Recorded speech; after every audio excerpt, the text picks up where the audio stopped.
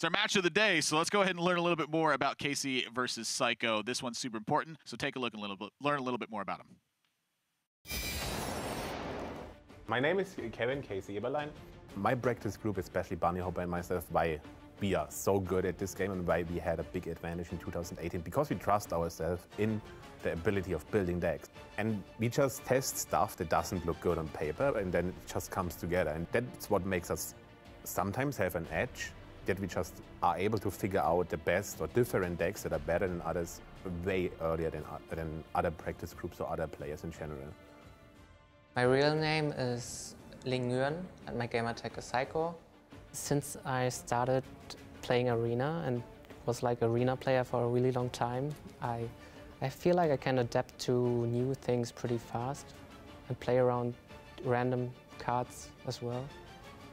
I studied probability, so I like to do the highest probability things. It's nothing new, actually. I know Seiko since a long time. Like, the whole German group of people are all pretty good friends. We've been hanging out at literally every event, and then also we qualified for the same HGT Germany. He's really good at the game. He might be even technically a little bit better than myself, but I think that my lineup building, that I'm not as predictable as he is.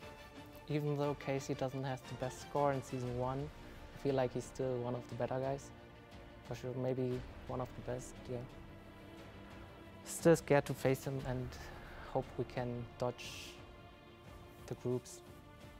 I am way too ambitious, even if I win. And it's just what makes me being able to compete for a longer time, because every single time, even if I win or even if I do well, if I'm not first, I am last. I got second, I got third, I got fourth, and I got top 8 4 times and like top 16 4 times. And I was like, I feel like the last 9 months I didn't accomplish anything because I didn't win any big thing. I like winning a lot, so I always give my best to win. Even though I really get tired after a long day, I'm starting to misplay after the later rounds. I still don't think that I'm that great, but maybe the others are just worse.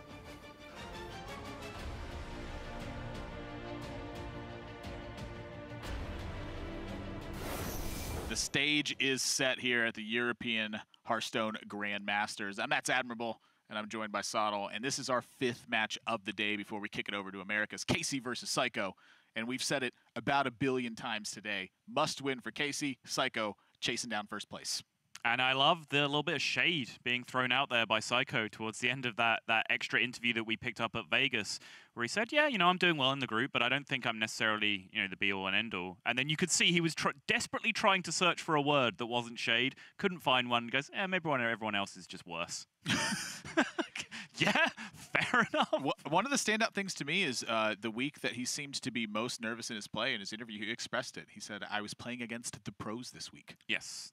The 2 pros. This week. The 2 available pros in the division. How good do you have to be a pro in Seiko's set? Yeah, now, granted, Seiko has played very well, but I would say that the weeks where he considered his opposition evenly or superiorly matched to him, he did not play his best in those series, and it clearly was getting to him, I think. Yeah. And he admitted, as you said, that he was very nervous playing against Hunter Ace in particular because he felt like he had to elevate his game to another level to be on that standing. And honestly, I think that's kind of a beautiful thing to hear people say about Hearthstone, that, you know, there are tiers of play, that there are people above and below you, and that you have to step up your game, that's a thing that's possible. You know, you'll hear that kind of thing talked about in various other games and sports and competitions all the time. You don't really see people like apply that mentality to Hearthstone of like raising your game, getting on someone else's level. I think that's really interesting to hear from a player. Indeed. And so now let's take a look at the decks for the 2 of them and see what we have in store for Seiko. It is the Rogue deck, as I once dubbed it, H1O Rogue, but that meme has passed, and now we're just here with the good old partial ocean/water Rogue. Burgle Rogue. There's 2 vendettas in it. Sure.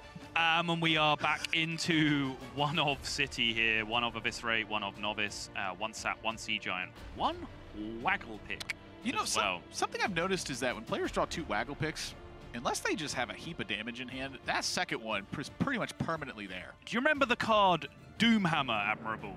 How many of those did you play in your deck? You always want a Doomhammer, though. Do you always want Waggle Pick? You want it a lot. You always want a Doomhammer. A lot. Yeah, you did always. always. Frodan kept Doomhammer every single time. Speaking of dead memes, going over to Casie, he is on the Bomb Warrior. This is pretty much where he started his season, and it's where he's going to end it as well. I think my early memories of Casie in Grandmasters is just destroying people with the perfect Bomb Warrior curve over and over again for a couple of weeks, and it seems like he is he's rolling on back to the Bomb Warrior just to round out his season. Indeed. We've added an additional 3-drop to help that curvature as well with Snip Snap. Curvature. Is that the correct usage of that word? Yeah, it's accurate. I just never really heard it used in that context. Well, I just wanted to make sure it was accurate. No, it's accurate and obscure is what I'm about. That's good. I like it. Accurate and obscure. Proceed. It's the reason I mentioned the auxiliary things and then let you mention the obvious thing, which is, well, you kind of just want the thing in play. Warrior versus Rogue. Sid, not a matchup that we've had the luxury of casting so far. We've actually been quite limited in our matchups this week in European Grandmasters. Warrior versus Rogue is a hotly contested one. It's one that you and I have hotly contested over the past couple of weeks as well. Well, also the Rogue side decks have changed pretty drastically, where we've moved over to Coppertail Imposter Warrior Gear to try to make a push. Yep. I think that push definitely gives you more percentage overall.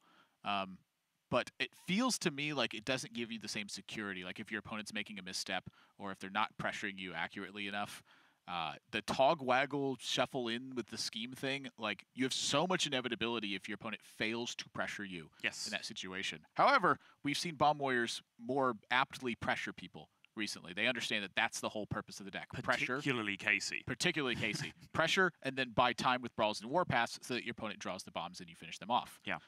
So my opinion on it has largely changed due to the typical approach in the matchup, where so many people were playing Bomb Warrior as a control deck before, that's one of the reasons I thought Rogue was favored. There's too many people still on the control plan. But you were also saying to me that you felt like, you know, there's a sliding scale, and at a low level, like Warriors here, Rogues here in terms of win rate, and then as it approaches higher levels, it evens up, and then at the very highest level, you think Rogue has a slight edge? Is that an accurate assessment? That might be the case.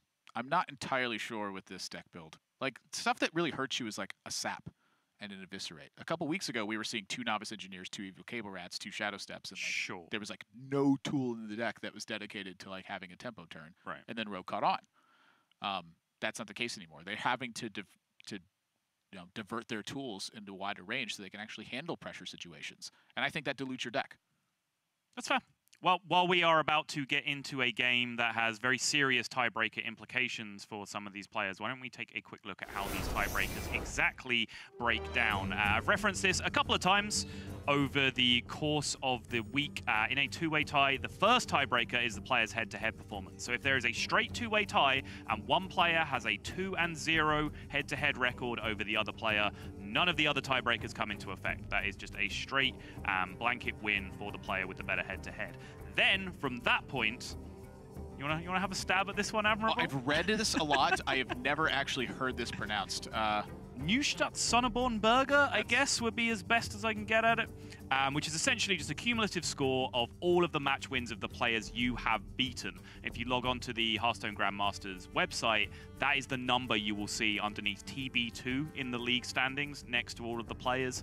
So if you want to get a quick perspective of who is winning in the tiebreaker races, go take a look at that on the website. Higher number is better in very simple terms. Yes, and the modification is due to the round robin stage here. Yeah. You cannot just use opponent match win percentage because everyone's opponents are all identical in this, so they all have identical opponent win percentages. So it's the ones you've defeated and then how many they've won as a result of that. That's the modification to it.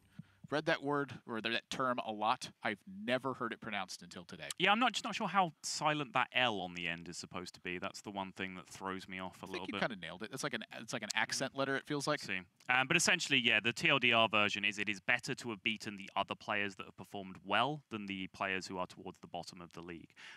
Also means if you are following any individual player and want to kind of get a best idea of how their tiebreakers are performing, you can on the website click on a player and it shows you their exact match history. You are following the players they have beaten. You are rooting for those players to win as well over these last couple of days because that improves the tiebreaker record of the player that you are rooting for. Very well said. And so that brings us back to the age-old debate of the side deck strategies, and how they work. The Coppertail Imposter, there is no rogue plan for Casie, as is pretty much the standard for that. Warrior is, it is meant to be advantaged versus rogue.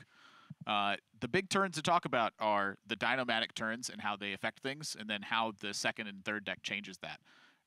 I feel like if you don't steal a game 1 win, that this Coppertail Imposter War Gear plan, I think it's harder to get 2 wins in a row with it than it is to like steal a game with it, akin to what you've done in game 1. Because once your opponent knows that stuff is there, like they can change the way that their deck works, especially given what you take out of it. So here we're taking out Life Drinker, Ziliax, Snip Snap, Novice Engineer, Evil Cable Rat. Like, you are not worried about the value game at all. You are worried strictly about killing your opponent's stuff in games number 2 and 3. I feel like it's easier for Warrior to just kill stuff over and over again than it is to actually just beat a chain of Togs at the end of the game. I believe you read the secondary deck removals instead of the tertiary deck removals. You are correct. I actually did. That's my apologies. Instead, he removes a bunch of garbage. Ignore everything I just said. Yeah, I was going to say, point is, what is he doing taking out Novice Engineers, Snip Snap, and Ziliax against Warrior? That doesn't make a terrible time to misread. Yeah. Whoa! Never mind. As you can see, we had some spectator issues. Apologies for that. We have missed a significant chunk of this game up until this point, and I'm sure we've missed several fantastic reactions from Casie as to various RNG points that have gone through the game. Yes. But that is a rough one. A free 4-4 for your opponent off their Faceless Lackey. It's kind of brutal.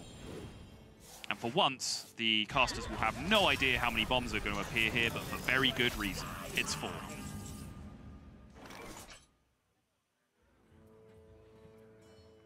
Don't know where to pick up from that, so I'll leave it at that.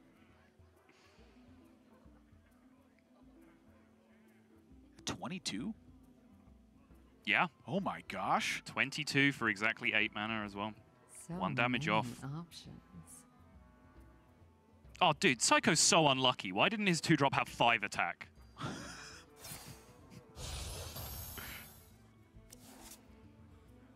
Those are supposed to cost 0 anyway, except for that one. That was exactly the same. That's we the had exact this. same draw. Yeah. That is the exact same draw Yes, from it earlier. is. Slightly different order, but Yeah, the it's a Ziliax was in the middle last time. That's so weird. What are the odds of that? I knew you were going to ask that. I don't know. Choose Plain and simple. No idea. It's a hypothetical. Yeah, not even going to start to try and calculate it. You know, hypotheticals, those things you don't answer in a 50-50 form. Sottle. What does that even mean? You gave me a contextual answer to my hypothetical question earlier. I digress. It was still a Wondrous Wand. And so even if it just got those junky cards out of the way, the point is, Seiko's deeper into the deck and things he might actually need. Casie a bit confused by the draw order here. Yeah, which, you know, is confusing, but it was a complicated turn. Seiko just kind of did stuff, left himself, realized he had 2 mana at the end, drew a card. Could have been post-Wondrous Wand as well. You weren't sure what you're going to do with it, and then you look up and go, ah, you know what, this is useless. Yep. These are not good Boombot results. A reminder, we haven't really been able to set this up properly for you going into the game because we missed a good chunk of it, but this is do or die for Casie. So again, we might be making light of things like a 4-4 coming off your opponent's Faceless Lackey, but for Casie, that is absolutely brutal because you are facing down guaranteed elimination if you do not win this series.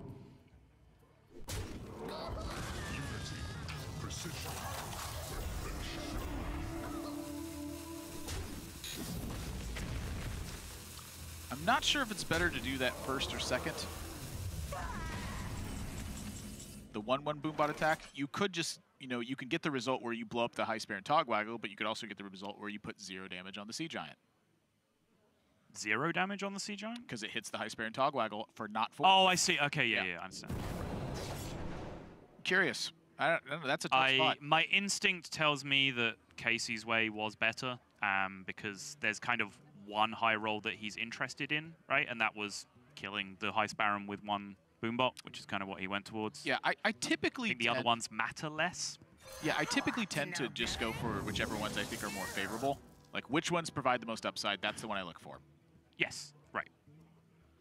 It's kind of where I'm at, too. This guy's tough. So this SI's the explosion from the boombot will have lifesteal as well, and there is the Casie signature round of applause.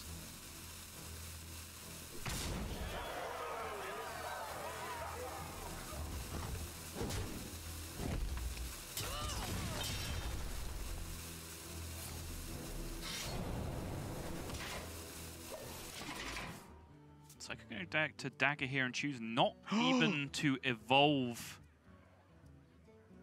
his Evil Miscreant in that spot. That's a big draw. It is.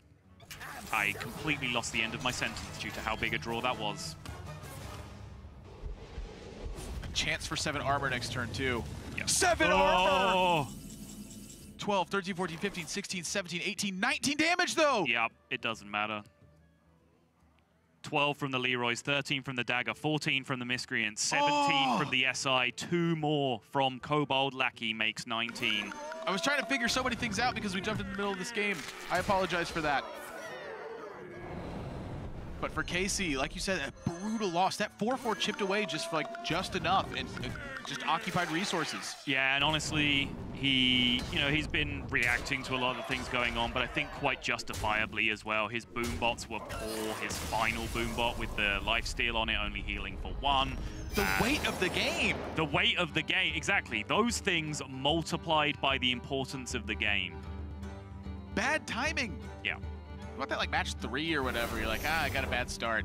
You cap what? You're here. This is the scenario. Again, you need it now. It's that same fallacy though, right? Because you can still win more games earlier and not be in this position. We're getting back to that. It's not the point. Yeah, I know. The point is we're here. Not. It's all about the circumstance. Yes. Like when you make, it's like when you make the mistake in Hearthstone and then you make another mistake to make your previous mistake look like it was intentionally done. Oh yeah, of course. Don't do that. Yeah. And that's like the feeling that has right now, where it's like if it happened early in the season, you can just shake it off and move forward. It's here right now, and these games are super important. Right. Yeah.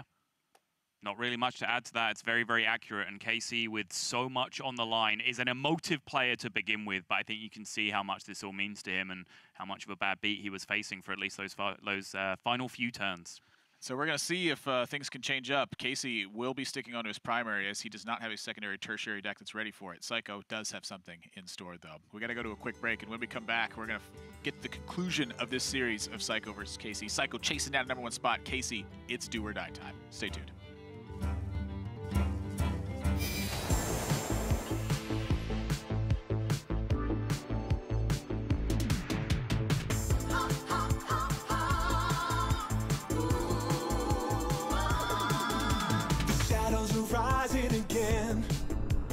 Darker than they've ever been. As evil descends from the skies, the world cries out, how will we survive? Out of the hall of explorers, and up from the dusty tombs, they grab their whips and fedoras. These legends of the past know exactly what to do. There might be magic monsters, mummies in the markets, and ancient mysticism. They're surely scorching deserts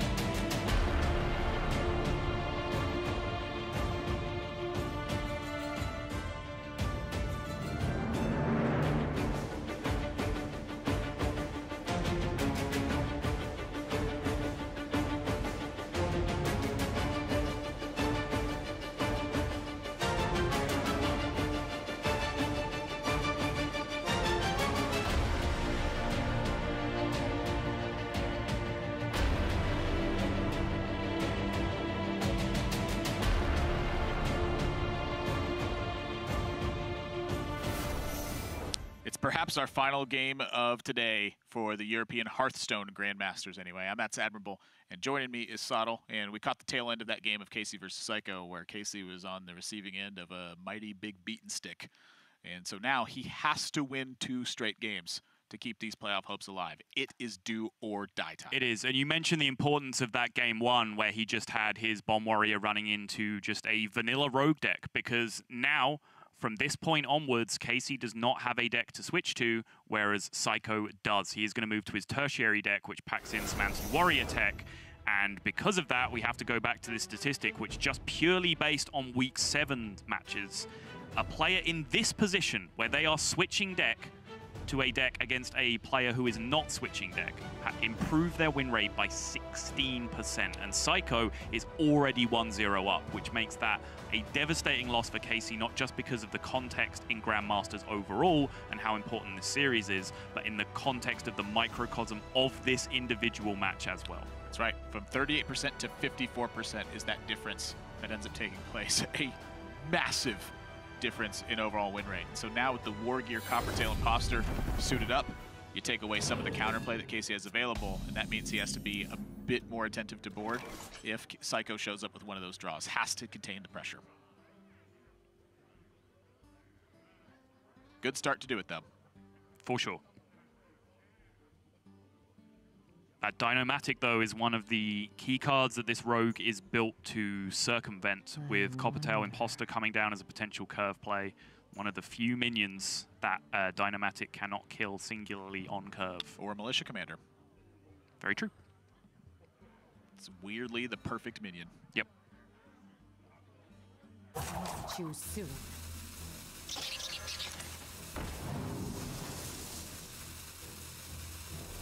Seiko shadow steps the 2-drops more than anyone I've seen, and I don't know what it is, but I love seeing it. I think it depends on his hand, because I can't really pinpoint a situation of when and why he does this. Yeah, I think that's fair. I think most things in Hearthstone have some dependency on your hand, but I definitely think this is heavily influenced.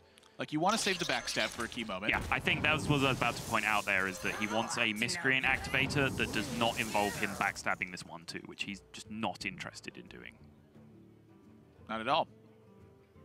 Now the 1-1 will chip the 1-2. The 1-4 can clean that up afterwards, and that lets you play Hench Clan Burglar and save a backstab.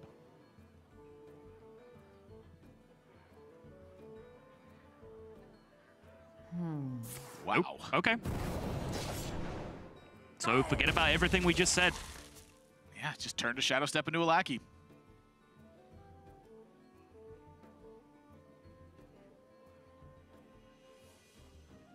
I really felt like that was the reason.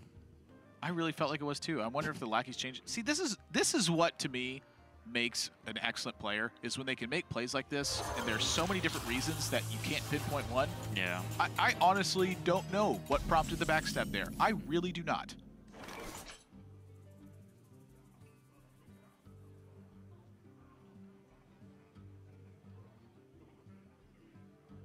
Casie continuing to play very aggressively for curve, as has been the mark of his Bomb Warrior play. It's a lot of 1 health adding up.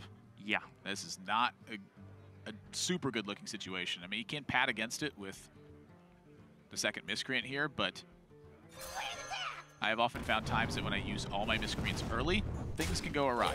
Oh boy. And we might be fast approaching a world where we're going to play some Dynomatic roulette in the near future. 6 health on the board by my count. And 1 health that is a lot more important. Yeah, I'm thinking Wrench Caliber's probably a cut above the Dynomatic right now. Yeah, I can see that. Helps you manipulate the board presence, gives you the coin for the Dr. Boom Shield Slave turn on 7. Right.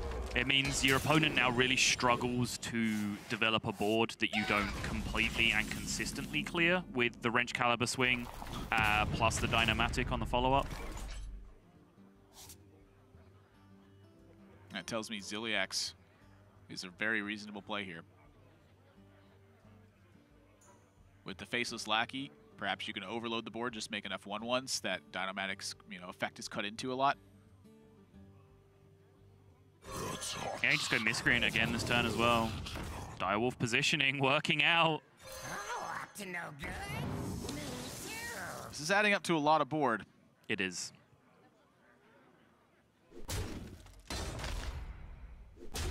I wonder whether actually, like, super nitpicking, is Perfect World Direwolf positioning to have played the second Faceless Lackey to the left-hand side of the Patient Assassin? Because then you could add more things to that side of the board. Because your Patient Assassin is not going to attack until a very key moment, right? So kind of one of the ones I'm looking at is just the Evil Miscreant. That's the one that's most likely to get attacked, I think, if you look at Dynamatic stuff. But maybe not. If you asked America's player Purple, this is perfect positioning with the leader in the middle. Sure. Seiko actually just did go ahead and push the 1. And crucially, Casie got it. It does mean that now this Dynamatic gets to compete for tempo. Honestly, it doesn't just get sniped down by the poisonous effect on the Patient Assassin. That was by no means a guarantee that turn.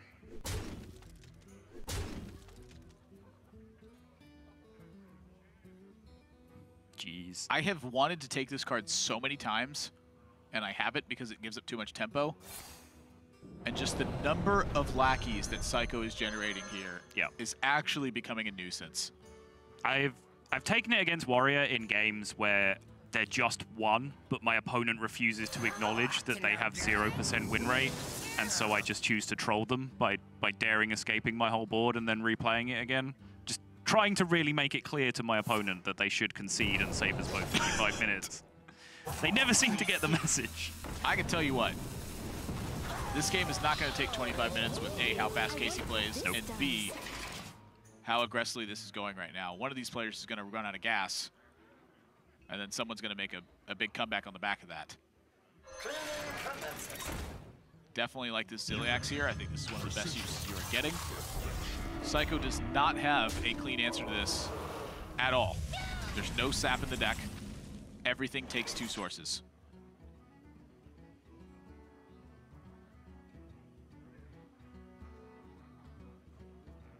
Ziliax double Goblin. A lot of stuff to use. So many options. He has a lot of stuff to use.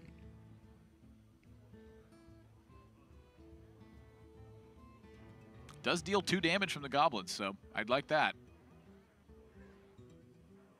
It's kind of a weird matchup where these little things matter a ton in the grand scheme of things. Like every single point of damage is going to add up. These little 1/1s just been poking away. That's the whole deck, basically. Yeah. So you look down at the Dynamatic, it's the second one. Players typically do not play around the second copies of things like that. Yeah, until we get extremely deep into people's decks. And it becomes, you know, statistically probable again that they will have that second copy. Casie, I think, taking a wise plan here of just using the Coin Shield Slam, prevent the most damage. Also prevent 2 War Gears that you know have come into your opponent's decks from having charge damage in that scenario. And that guy. And that guy. That guy is good. It was better if there were magnet targets. Yeah, I think you're going away from the Snip Snap this turn. I think you want to play all 3 of them when you're going to do it. Yeah, agreed. So to me, pretty easy shark-looking turn. Warpath is starting to creep into your head as a very possible effect that you want to play around, but Casie has had some opportunities to Warpath and has yet to take them. And I'm looking at that Ziliax turn as probably the prime turn that would give you the signal Warpath might not be there. Right.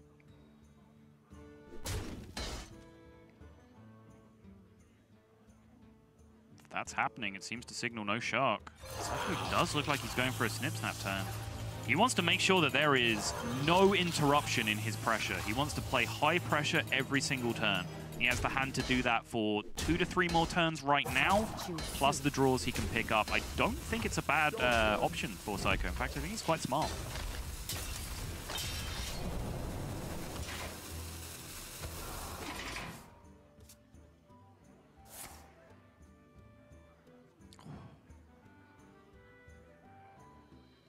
What do you do when all 3 of the cards start in your deck, Admirable? I don't know. I've actually never been faced with this decision, especially not in such a spot where I'm actually just getting beat up. Instinct is telling me Eternium Rover or Clockwork Goblin, because I don't see future Dynamatics necessarily being super strong. You need mana-efficient plays. You have 2 Augmented Alex in hand. Blastmaster Boom is looking at a draw that you're probably going to need this game. You're going to need a lot of stuff, because Seiko... How was he? This was just a bunch of lackeys. How did he do this? That's what lackeys do. 9 lives? There is interesting. There is a can in his deck. Well, there's also just about to be Snip Snap's dead. Yep. Suit it up. Bad news. Boom. Ziliak's used already. No fear of the mech. Take 9. In fact, you know what? Take 10.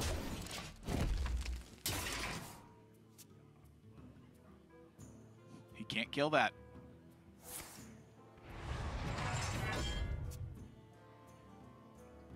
Still can't. Gets to kill the 4-3. Press the blast shield.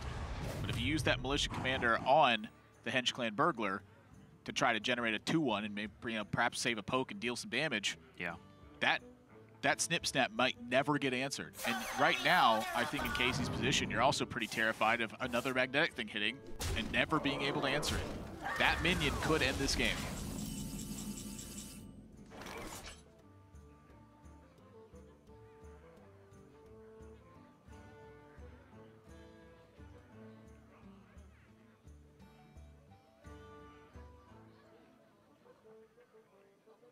This is always a tough call versus Warrior when you have one huge minion in play and you see that it sticks, and because you understand that any additional small minions that you play then open up Brawl as an out for your opponent.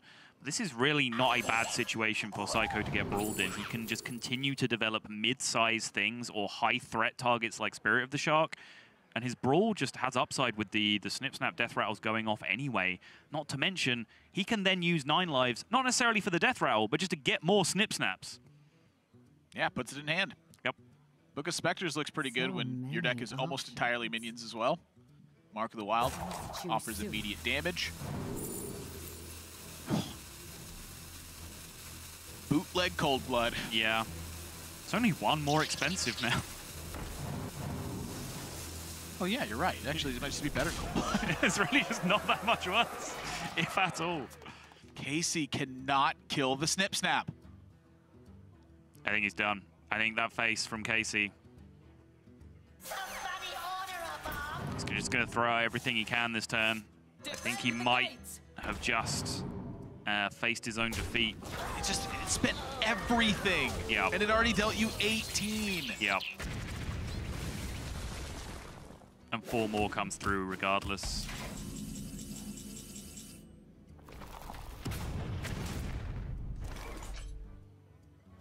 $11 immediate available. From nothing. Viscerate deals 4 more. Shiv makes it cheap. Shiv deals more damage. Prep makes it cheaper. He's gonna prep the Book of Specters. Yep. Look for Leroy. Makes sense. Ooh.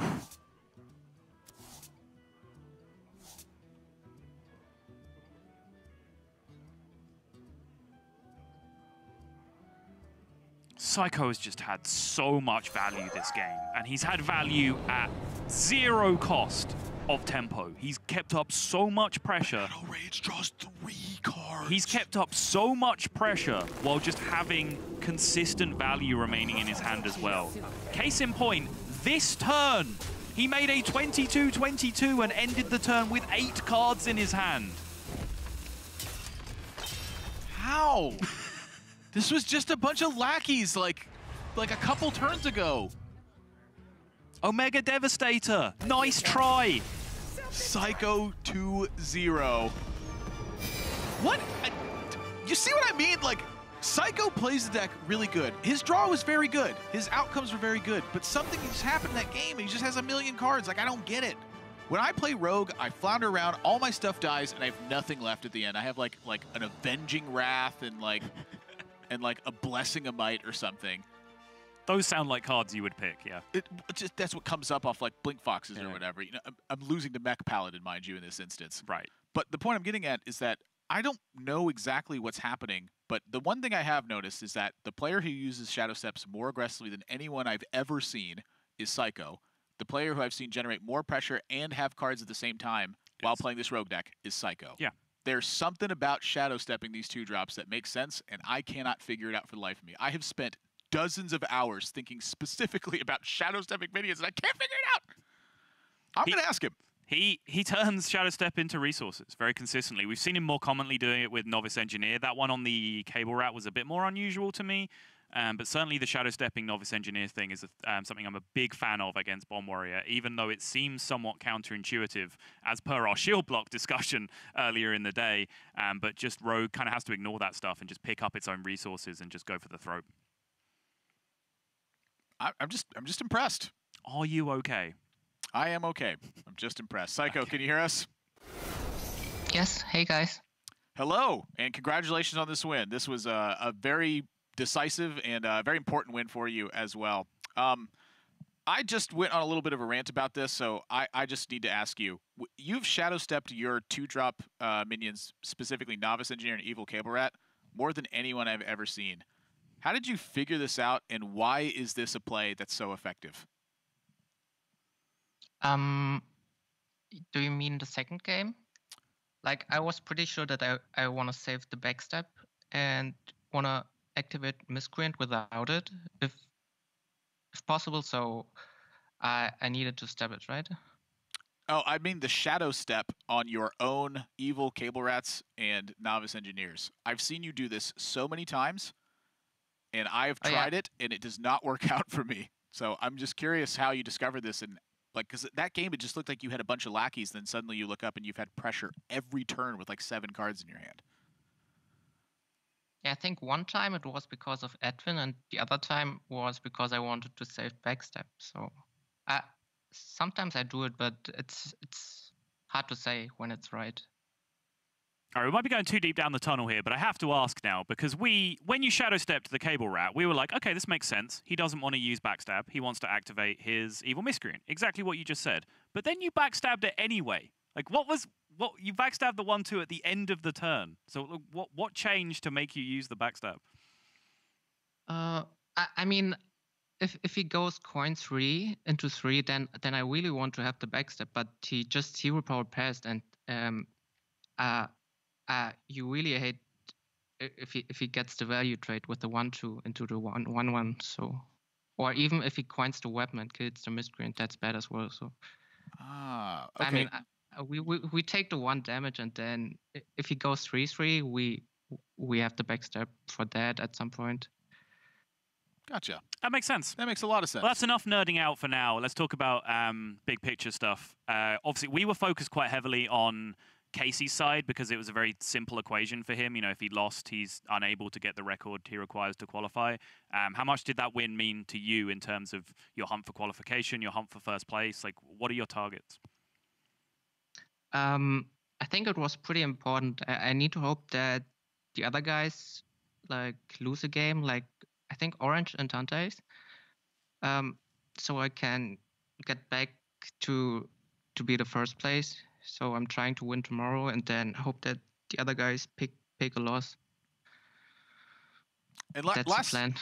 Last time you faced Hunter, Ace, and Casey the same week, you had mentioned that you were nervous about it, and I believe your quote was, "I'm playing against the 2 pros in my division."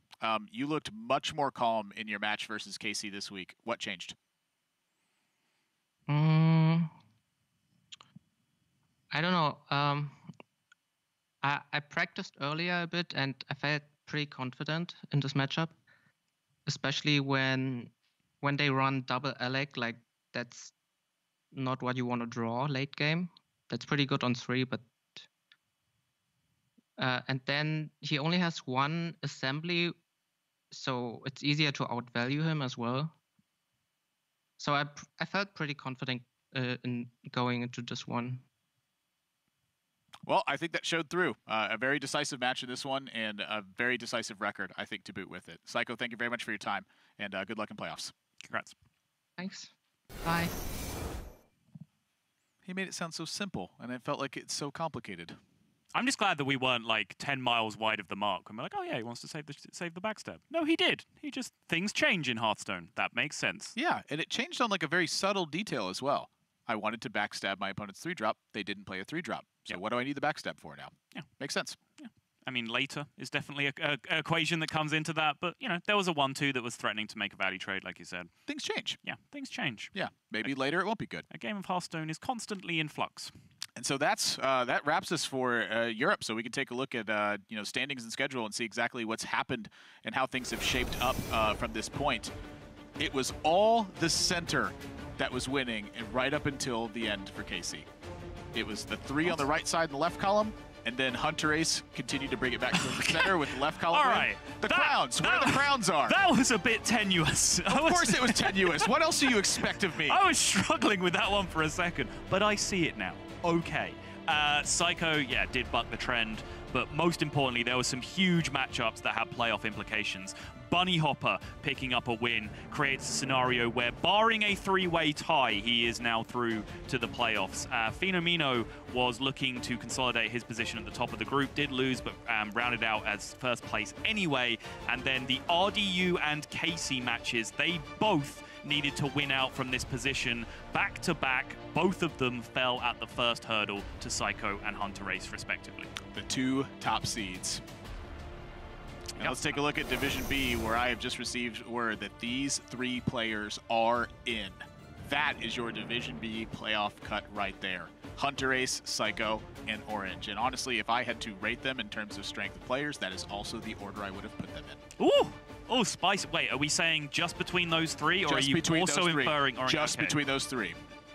Then yes, I will buy that for $1. It is very slight difference. Yes, but yeah, these 3 players have now all qualified, and they just essentially have to fight amongst themselves for that top spot, because again, the #1 spot is very important. It gives you a functional bye through the next stage of the tournament, where you wait for the other 2 players in your bracket to fight just for the mere right, the privilege of facing off against you.